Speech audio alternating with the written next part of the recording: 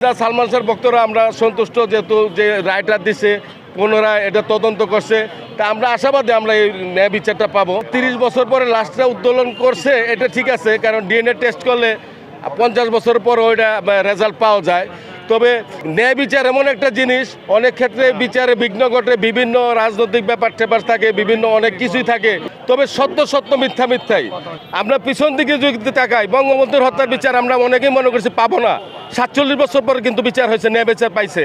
তা আমরা সেদিকে মনে করি সালমান শাহ একজন ক্ষণজন্মা নায়ক, দলমত নির্বিশেষে তাকে তার ভক্ত সবাই আমরা এই বিচার পাবো। বর্তমান সরকারের কাছে আমাদের দাবি আমরা ন্যায় বিচারটা পাবো, এই আশাবাদেই আমরা রাজপথে আছি। যেই পর্যন্ত সালমান শাহর ন্যায় বিচার আমরা না পাবো, এই পর্যন্ত আমরা রাজপথে ছিলাম, আছি, থাকবো। আমি চিফ অ্যাসিস্ট্যান্ট ডিরেক্টর, আমি অভিনয় করি চলচ্চিত্রে, অনেক নায়ক নায়িকা আছে, তাদেরও ভক্ত আছে, যেমন মান্না ভাইয়েরও যথেষ্ট ভক্তবৃন্দ আছে, বা জসিম ভাইয়ের ছিল, হ্যাঁ, রাজ্জাক ভাই, সবাই ছিল। কিন্তু সালমান শাহর মতো এত ভক্ত, ওনার মৃত্যুর পরে অনেকেই কিন্তু আত্মহত্যার চেষ্টা করছে, অনেক আত্মহত্যা করছে, এইরকম আত্মহত্যা এরকম করে নাই। মানে মানুষের ভালোবাসা এমন পর্যায়ে চলে গেছে যেটা উপলব্ধি করা যায়, বোঝানো যায় না।